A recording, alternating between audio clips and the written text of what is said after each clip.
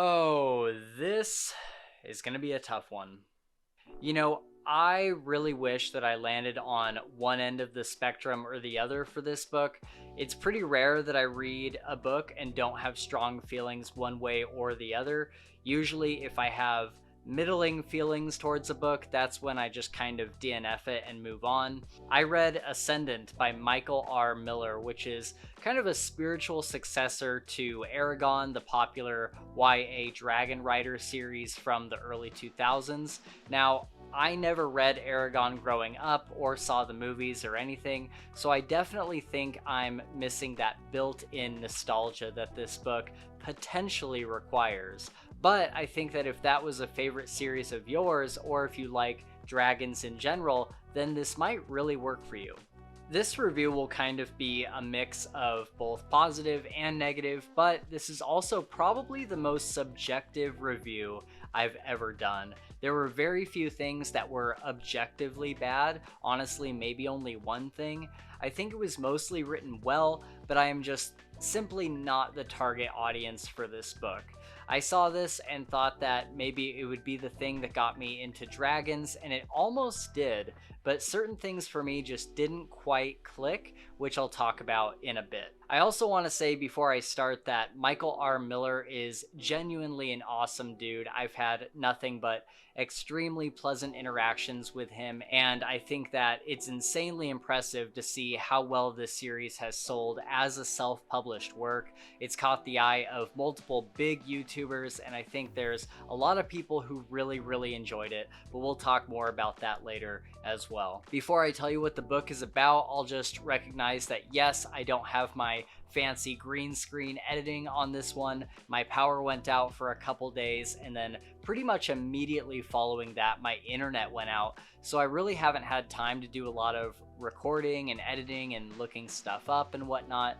Some of our normal content may be a bit behind in the coming week as well, because everything kind of got shifted around due to those delays. So thank you to everyone who's hanging in there and being patient. We appreciate all of you so much. If you're here for the first time, feel free to validate my fragile ego by hitting those like and subscribe buttons. You can also reach out to us on Twitter, Discord, and Patreon, all linked in the description below. And now that that's done, let's talk about Ascendant by Michael R. Miller.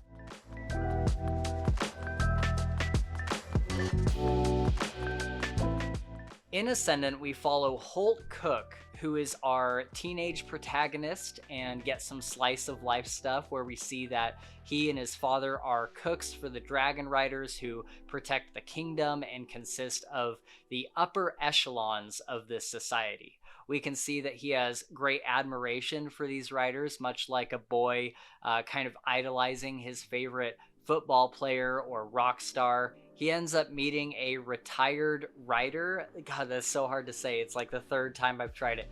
He ends up meeting a retired dragon rider who lost his dragon in battle named Broad, and through a series of interactions with him, he is able to go see a dragon mother who has laid several dragon eggs. Upon realizing that one of the eggs is damaged and will need to be literally thrown off a cliff due to the dragon's high standards for their kin, he ends up stealing the egg. And by the way, this is all back of the book stuff. This isn't like spoilers, this is all within the first couple chapters. But he ends up stealing the egg and taking care of the blind dragon inside.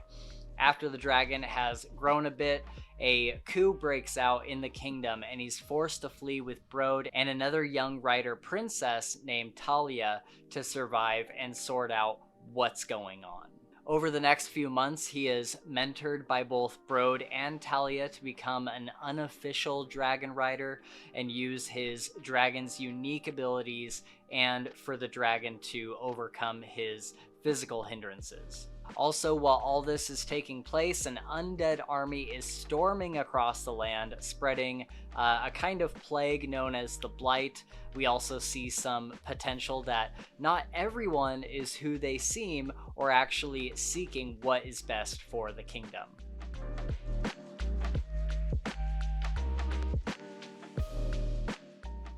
So usually I talk about the good first and then I talk about the bad, but a few of them are kind of intertwined. So I'm just gonna tell you guys what I thought in general and mix it all together as I go. My favorite character in this book was, without a doubt, Brode, the old mentor. I always love the older curmudgeon mentor who is hard as nails on the surface but has a lot of depth hidden underneath it all. I think this character was executed basically perfectly, and I loved every single scene he was in. It was kind of interesting at the beginning to see him interact with other dragon riders, and he's kind of treated like a glorified servant, or maybe even less than, simply because his dragon had died before the events of the book. We also see that he carries a deep depression with him from his magical bond to his dragon being severed, and we get a glimpse into what can go wrong long term as a dragon rider. I also thought it was cool that it kind of fit the theme of everyone in the group being a sort of outcast in some way, especially with Holt being a boy who isn't even supposed to own a dragon due to his commoner status, and Ash being blind from birth. It was also really heartwarming to see Brode initially dislike the idea of Holt keeping Ash and attempting to turn him into what the other dragons are, like dragons of war and to be ridden and all that stuff.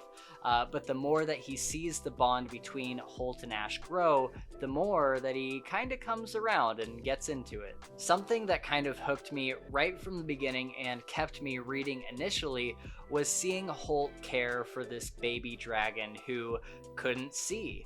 Ash reminded me of kind of a blind puppy, like scared and alone and immediately clinging to Holt for support. It really, really made me love the connection between the two of them and want to see them succeed. I also liked the idea that Holt is not supposed to have this dragon.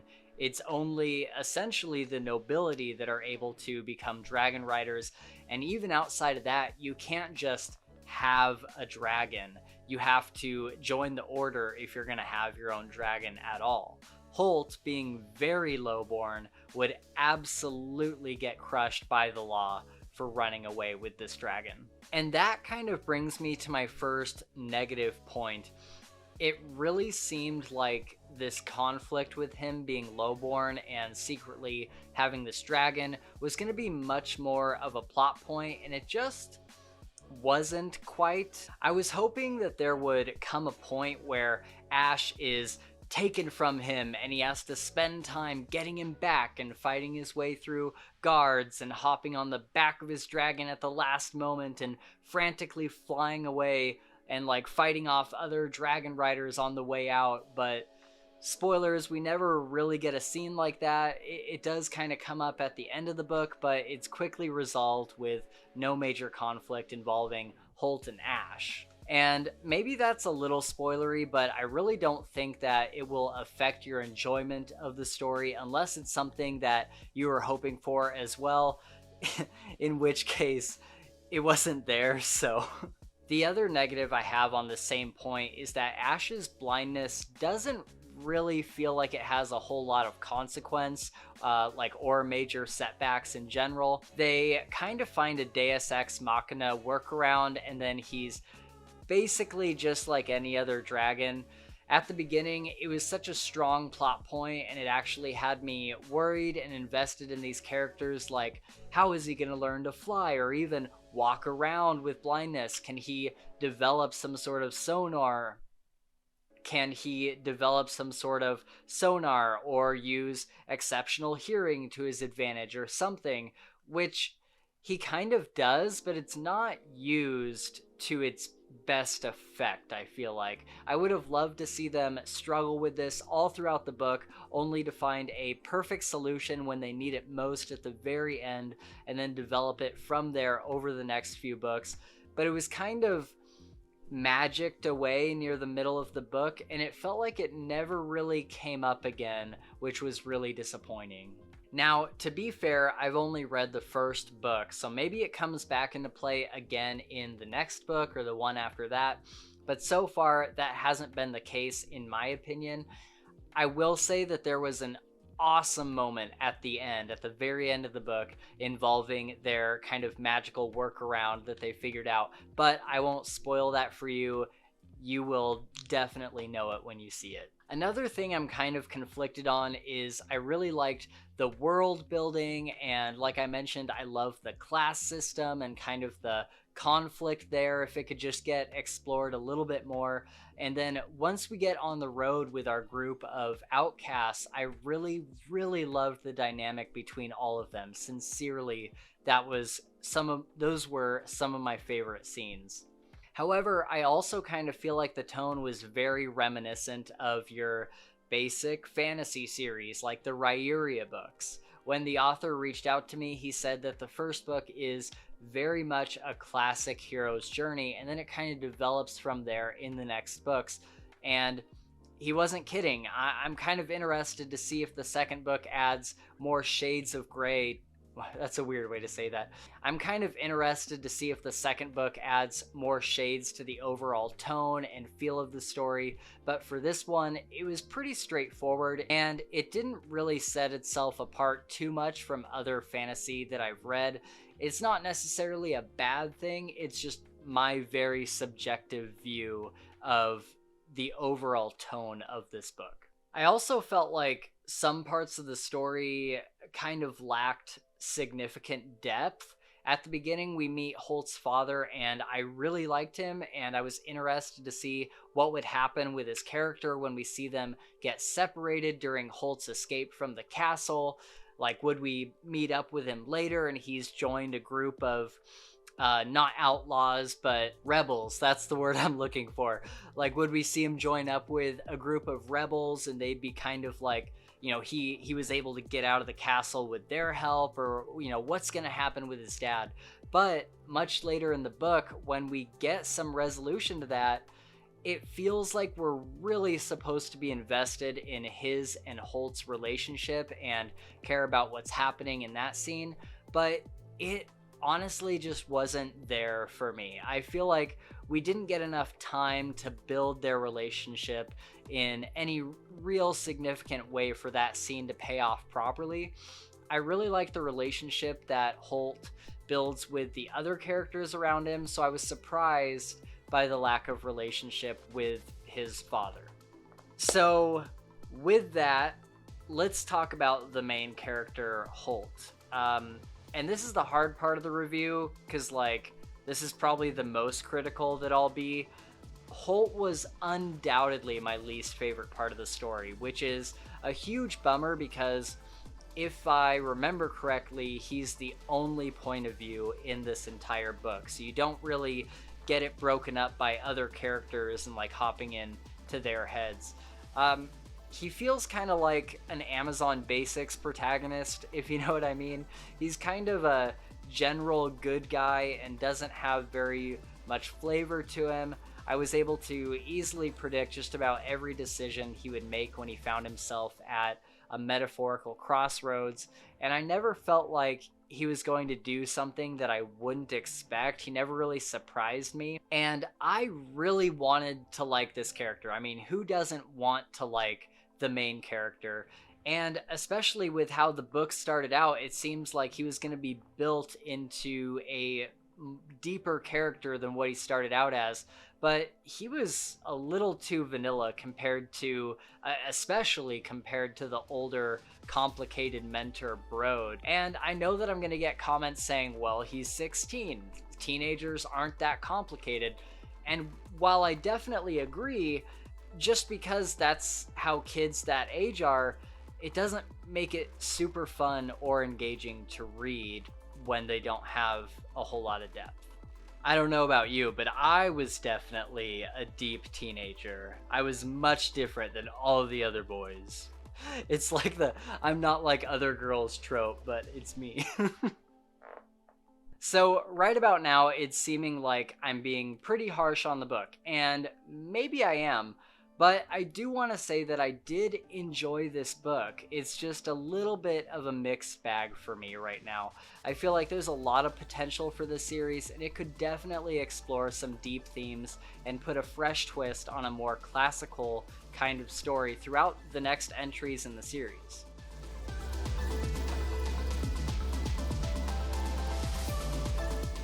Oh, so final thoughts. I think what has colored my impression of this series more than anything is that I am most likely not the target demographic for this series. First of all, it's more of a YA series without a doubt. And I think there's a lot of fun to be had here if you like classic fantasy or books like the Ryuria series or even Ryan Cahill's Bound and the Broken. Or if you were a big fan of Aragon growing up, I bet that would be a whole nostalgia trip for you. Again, I can't speak from firsthand experience, but I know these books are really geared towards that audience of the people that enjoyed Aragon growing up. And like I mentioned, I typically don't enjoy a whole lot of dragons in my fantasy, but this one was the closest to getting me there. I liked the bond between dragons and their riders and how they actually have to work as a team rather than a kind of Pokemon or Digimon situation where they're on the sidelines and they're just like, go Pikachu. And I really felt for Ash at the beginning of the story when he's this little defenseless thing that Holt has to look out for and protect and take care of. Like, that did so much to endear me to both of those characters. Matter of fact, I think the beginning of this book is probably the best part. I really enjoyed all that stuff in the front half of the book. It was just the second half that kind of lost me a bit and felt a little too similar to things that I've read before. But I am interested to check out the second book at some point to at least see if it shakes things up enough to get me interested. This is the kind of book that I would go back to out of curiosity and enjoying the characters rather than needing to know how it all kind of wraps up at the beginning. I think there was some cool things that were set up, but so far there's not really any major story beats where I'm like, oh, I have to figure out how this all shakes out. But like I said, I love the relationship between Holt and his dragon. Despite finding Holt a little vanilla, I think the bond there is something that is really cool to explore. Also, there was like a sample at the end of the audiobook that gave me the first chapter of the second book, and I couldn't tell a lot from the sample, but I'm like, ooh, I almost spoiled something. Ooh, yikes. I think it'll be interesting. I think the second book, I'm gonna give it a chance at some point, and I'm really hoping that it kind of changes my mind on Holt as a character and just the series in general. Another thing I thought was interesting is that it has a ton of reviews on Audible, and most of them are very positive. This book has a damn near perfect score on Audible. It's very close to a 5 out of 5, and it looks like a lot of people really enjoy it.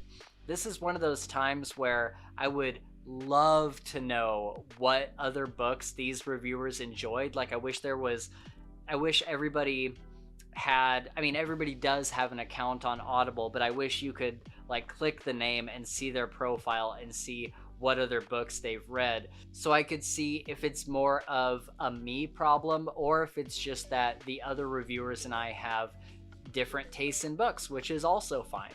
I did notice the occasional reviews that bring up similar points to my own that were a little bit more negative, but while they gave a negative score for the performance and the story, their overall score was usually a 4 or 5, and I wasn't quite sure what that was about. One last note I'll make here is that the audiobook narrator himself was very good. I enjoyed all of his voices except for Holt's dragon Ash, just because I felt like it was a little too out there, maybe a little too over the top. I don't know, there was something about it that just didn't hit my ear quite right, but he really did a great job with narrating and picking different voices for each character. The only you guys are like, there's a butt coming. The only real criticism I have for this narrator is that he needs better equipment. At first, I thought it was my headphones, so I switched between a few of the different ones that I have, including my studio headphones.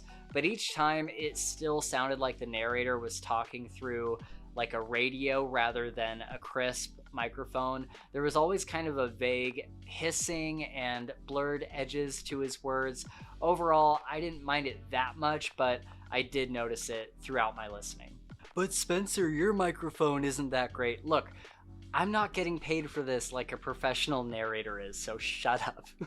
Overall, I'm going to say give this book a shot if you enjoy other series that are in the same vein. If you don't already enjoy stories like this, then I don't think this will be the one to change your mind, but you never know.